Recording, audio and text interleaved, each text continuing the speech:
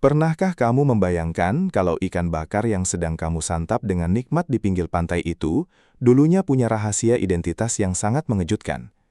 Coba bayangkan sebuah dunia di mana kamu terlahir sebagai seorang perempuan, menjalani hidup dengan tenang, tapi tiba-tiba saat kamu sudah dewasa dan badanmu sudah paling besar di lingkunganmu, secara ajaib tubuhmu berubah total menjadi seorang laki-laki. Terdengar seperti plot film fiksi ilmiah atau fantasi tingkat tinggi, bukan? Tapi di kedalaman laut kita yang biru dan misterius, hal ini bukan cuma dongeng, melainkan rutinitas harian yang dilakukan oleh ikan-ikan yang sering banget berakhir di piring makan kita. Fenomena ini dalam dunia sains disebut sebagai hermafrodit sekuensial. Kalau kita bedah bahasanya, hermafrodit artinya memiliki dua alat kelamin, dan sekuensial artinya berurutan. Jadi, mereka tidak punya dua jenis kelamin di saat yang bersamaan, melainkan bergantian sesuai dengan fasa hidupnya. Nah, yang bakal kita bahas lebih dalam kali ini adalah jenis protogini, yaitu ikan-ikan yang terlahir sebagai betina, tapi setelah mencapai ukuran atau umur tertentu, mereka akan bertransformasi menjadi jantan perkasa. Dan uniknya, jenis-jenis ikan ini adalah primadona di pasar ikan Indonesia. Mari kita ambil contoh yang paling populer, ikan kerapu. Kamu pasti tahu betapa mahalnya harga ikan kerapu di restoran seafood. Rasanya gurih, dagingnya lembut, dan sering dianggap sebagai hidangan mewah. Tapi tahukah kamu kalau hampir semua ikan kerapu yang masih kecil atau berukuran sedang itu sebenarnya adalah betina? Di dalam ekosistem terumbu karang, ikan kerapu hidup dalam sebuah struktur sosial yang sangat ketat. Biasanya ada satu jantan dominan yang berukuran sangat besar, dikelilingi oleh banyak betina yang lebih kecil. Si jantan ini bertindak seperti mandor atau bos besar yang menjaga wilayah dan memastikan reproduksi berjalan lancar. Lalu, apa yang terjadi kalau si bos besar ini ditangkap nelayan atau mati karena faktor alami? Disinilah keajaiban itu terjadi. Kehilangan sosok jantan dominan akan menciptakan lowongan jabatan yang kosong. Ikan betina yang ukurannya paling besar dan paling kuat di kelompok itu akan merasakan perubahan kimiawi di otaknya. Hanya dalam hitungan hari, hormon di tubuhnya akan bergejolak hebat. Ovariumnya akan menyusut, dan secara perlahan tapi pasti, testis mulai tumbuh. Perilakunya pun berubah, dari yang tadinya kalem menjadi sangat agresif dan protektif. Dalam waktu singkat, dia sudah resmi menjadi jantan baru untuk menggantikan posisi sang bos yang hilang. Ini mirip seperti sistem promosi jabatan di kantor. Tapi bedanya, promosinya melibatkan perubahan fisik total, dari ujung kepala sampai ujung ekor. Analogi yang paling pas buat menggambar ini adalah seperti sebuah tim sepak bola. Bayangkan kalau sebuah tim hanya terdiri dari pemain sayap. Tapi ketika kapten atau strikernya cedera dan keluar lapangan, salah satu pemain sayap itu secara otomatis tubuhnya berubah menjadi lebih tinggi, lebih berotot dan punya insting mencetak gol yang tajam untuk mengisi posisi yang kosong tadi. Alam menciptakan mekanisme ini bukan tanpa alasan. Alasannya sangat logis dan berkaitan dengan kelangsungan hidup spesies atau evolusi. Kenapa sih mereka harus repot-repot berubah jenis kelamin? Kenapa nggak dari lahir saja jadi jantan atau betina tetap seperti manusia? Jawabannya adalah soal efisiensi produksi keturunan. Ikan betina membutuhkan energi yang sangat besar untuk memproduksi sel telur. Semakin besar ukuran tubuh ikan betina, maka semakin banyak pula telur yang bisa dia hasilkan. Namun di sisi lain, untuk menjadi jantan yang sukses di dunia bawah laut yang keras, kamu harus punya ukuran tubuh yang cukup besar untuk bisa bertarung memperebutkan wilayah dan melindungi betina-betinanya.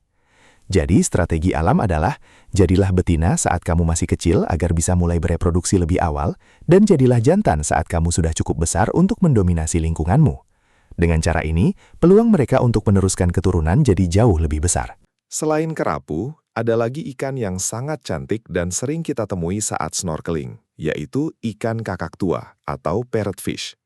Ikan yang hobi makan alga di karang ini punya warna yang sangat mencolok, biasanya hijau atau biru terang.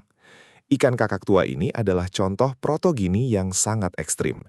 Seringkali, ikan kakak tua jantan dan betina punya warna yang beda jauh, sampai-sampai orang awam mengira mereka adalah dua spesies ikan yang berbeda.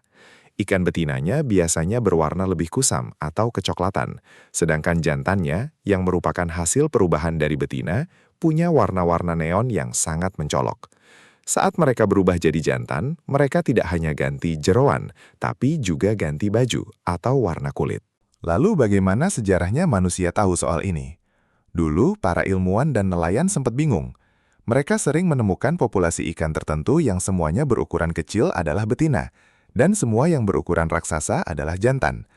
Awalnya mereka pikir mungkin yang jantan memang umurnya lebih panjang, atau mungkin yang betina kalau sudah tua mati duluan.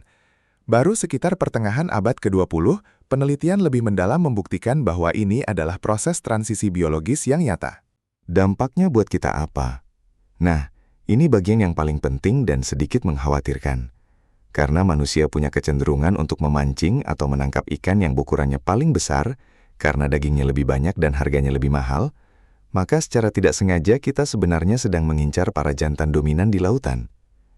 Ketika kita mengambil ikan kerapu besar dari laut, kita sebenarnya sedang mengambil sang pemimpin dari koloni tersebut. Memang benar, posisi itu akan digantikan oleh betina yang berubah jadi jantan. Tapi masalahnya, proses perubahan ini butuh waktu dan energi. Kalau kita terus-terusan mengambil ikan yang besar, maka populasi ikan tersebut akan mengalami krisis jantan. Bayangkan sebuah desa yang semua laki-lakinya diambil, lalu perempuan tertua harus berubah jadi laki-laki. Tapi sebelum dia selesai berubah, dia juga ditangkap. Lama-lama, populasi itu bisa punah, karena tidak ada lagi yang bisa membuahi sel-sel telur yang ada. Itulah sebabnya, pemahaman tentang ikan hermafrodit ini sangat krusial bagi keberlanjutan pangan kita. Kita tidak bisa asal tangkap berdasarkan ukuran saja, tanpa mempertimbangkan siklus hidup mereka yang unik. Di beberapa tempat, sudah mulai ada aturan ketat mengenai batas ukuran minimal dan maksimal ikan yang boleh ditangkap. Tujuannya, ya supaya ada cukup waktu bagi si betina untuk berubah menjadi jantan dan melakukan tugas reproduksinya sebelum berakhir di meja makan kita.